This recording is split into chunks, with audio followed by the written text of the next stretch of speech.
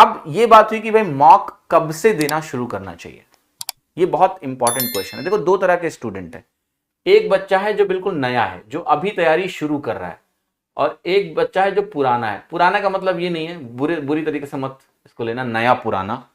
पुराना का मतलब ये नहीं कि तुम पुराने हो, तुम भी नए हो यार, ठीक है, मतलब पहले से तैयारी कर रहे हो। अब जो पहले से तैयारी कर रहा है, जो मान ले पुराना का मतलब जो एक अटेम्प्ट दे चुका है, पढ़ लिख के दे चुका है, जो एक अटेम्प्ट दे चुका है पढ़ लिख के ठीक ठाक, राइट, तो ये पुराना बच्चा हुआ, इसका सिलेबस सब खत्म है।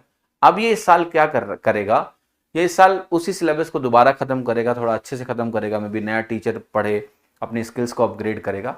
तो ये पुराने बच्चे मॉक फुल लेंथ दे सकते हैं शुरुआत से, इनको फुल लेंथ फ्रॉम स्टार्टिंग देना चाहिए, सेक्शनल भी दो और फुल लेंथ भी देते रहो, ठीक है, सेक्शनल भी दो और फुल लेंथ भी देते रहो।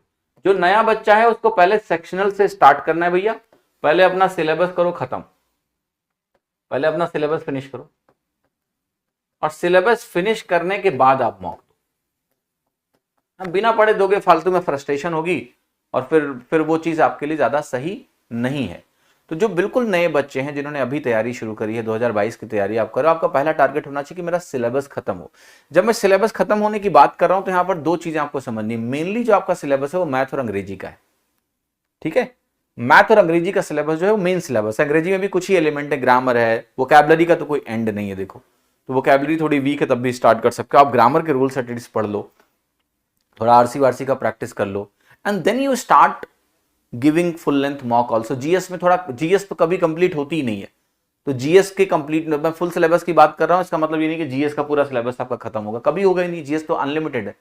तो मैथ खत्म कर लो, आपकी इंग्लिश खत्म कर लो, रीजनिंग में भी एक बार सारे टॉपिक भी पढ़ने की सबको जरूरत नहीं होती, क्योंकि वहां भी काफी क्वेश्चन ऐसे होते हैं जो नहीं कर रहे हो, मॉक के थ्रू ही कई लोग प्रैक्टिस कर लेते हैं रीजनिंग की। तो पर दो सब्जेक्ट तो खत्म करो जो मेंस में भी आने हैं, एंड देन आप मॉक देना स्टार्ट करो। That's very very very important, full length mock आप भी दो।